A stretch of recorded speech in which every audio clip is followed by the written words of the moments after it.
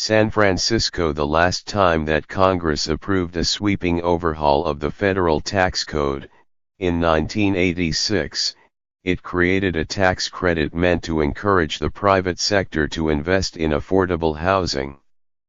It has grown into a $9 billion a year social program that has funded the construction of some 3 million apartments for low-income residents. But the Republican tax plan approved last month amounts to a vast cutback, making it much less likely that such construction will continue apace. Because the tax rate for corporations has been lowered, the value of the credits which corporations get in return for their investments is also lower. It's the greatest shock to the affordable housing system since the Great Recession, said Michael Novogradac, managing partner of Novogradac and Company, a national accounting firm based in San Francisco. According to an analysis by his firm, the new tax law will reduce the growth of subsidized affordable housing by 235,000 units over the next decade, compounding an existing shortage. Already, developers and city agencies are scrambling for new financing and scaling back longer-term plans. Don Falk can see the fallout from his window. Mr. Falk is the chief executive of the Tenderloin Neighborhood Development Corporation, an affordable housing developer in San Francisco's impoverished Tenderloin district. Directly across the street from his office sits a new project, a rising 8-story building that will have 113 units, a third of those set aside to serve the city's swelling homeless population. A year ago, as the market for tax credits started falling in expectation that a Republican president and a Republican Congress would steeply lower taxes, the project developed a $3 million deficit. The city stepped in to cover the shortfall, but the financing problem was an early indication of what affordable housing groups and developers expect to be a declining pace of new building. Kate Hartley, director of the San Francisco Mayor's Office of Housing and Community Development, the agency that backstopped Mr. Falk's development when it needed help, said the lower corporate tax rate had increased the cost of building affordable housing in the city by roughly $50,000 per unit. That adds up to a lot of multimillion-dollar leaks, she said, and we have less money to build the units we want to build. For renters like Sandy Hernandez, who lives south of San Francisco in a 2-bedroom apartment with her ex-husband and 2 children, this is coming at the worst possible time. Her building was recently purchased by a group of investors, and next month her $1,900 rent is scheduled to go up $850, more than 40%, to $2,750. Ms. Hernandez said there is no way she can pay that much, but she's stuck because the list for affordable housing is so long. It's hard because there's a lot of people in the same situation, she said. Programs to build subsidized rental housing date back to the Great Depression, and were greatly expanded during President Lyndon B. Johnson's War on Poverty. Support for these programs started to wane under President Richard Nixon, and they were vastly scaled back under President Ronald Reagan. But unlike public housing programs, which tended to expand under Democratic administrations and shrink under Republican ones, tax credits proved enduring and politically popular. Conservatives saw the approach as a tax break and a way to use private markets to solve public problems. Liberals saw it as a way to direct federal money to local communities.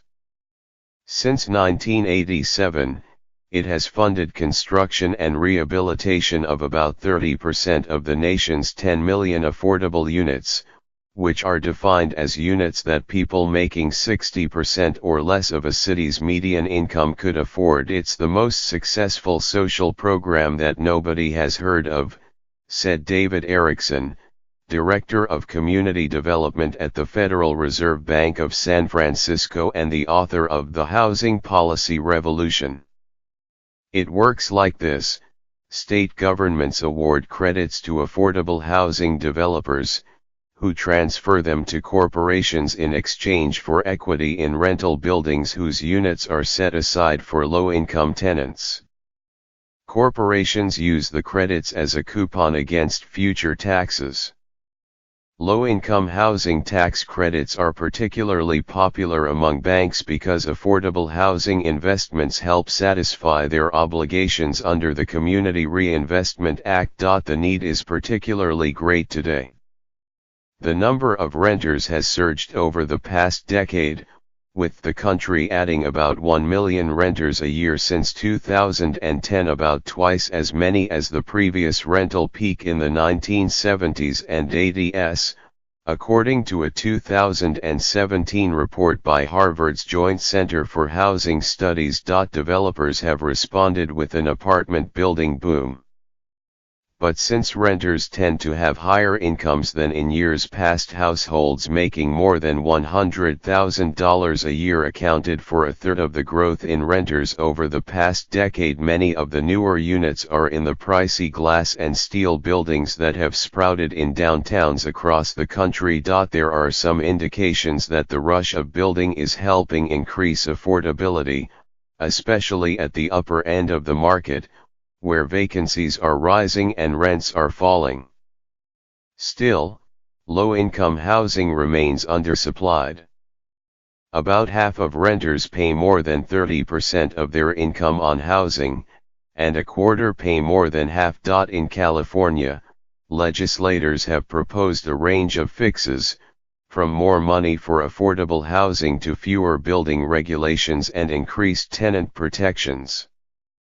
State Senator Scott Wiener, the author of a recently enacted law that makes it harder for cities to block housing developments, has followed up with several proposed bills that would, among other things, increase construction around train stations and other transit hubs. At the federal level, Senators Maria Cantwell, Democrat of Washington, and Orrin Hatch, Republican of Utah, sponsored a proposal to increase the number of low-income housing tax credits by 50%. For now, there is little to suggest the rental burden will get better anytime soon.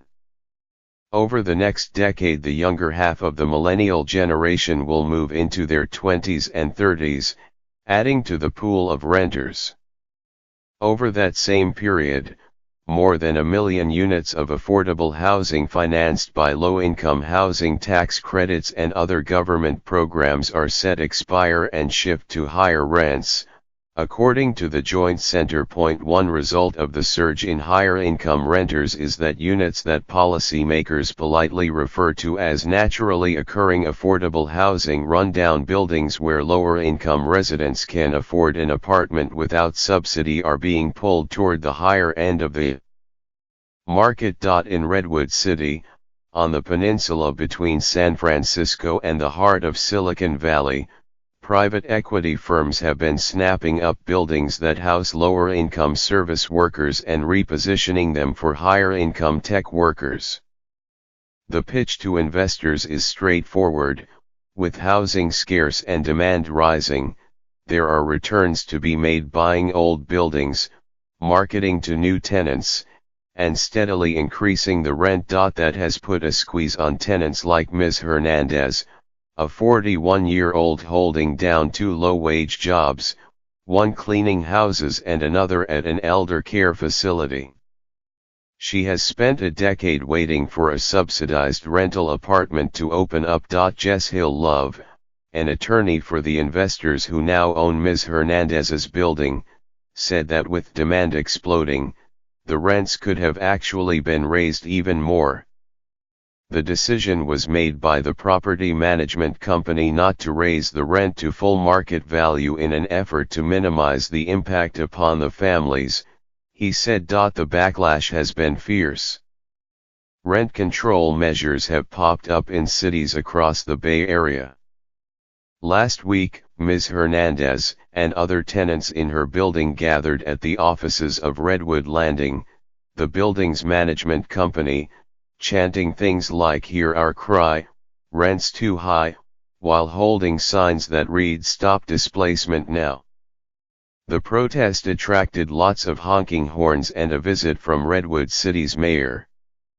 Directly across the street from the hubbub sat a recreational vehicle parked for the evening.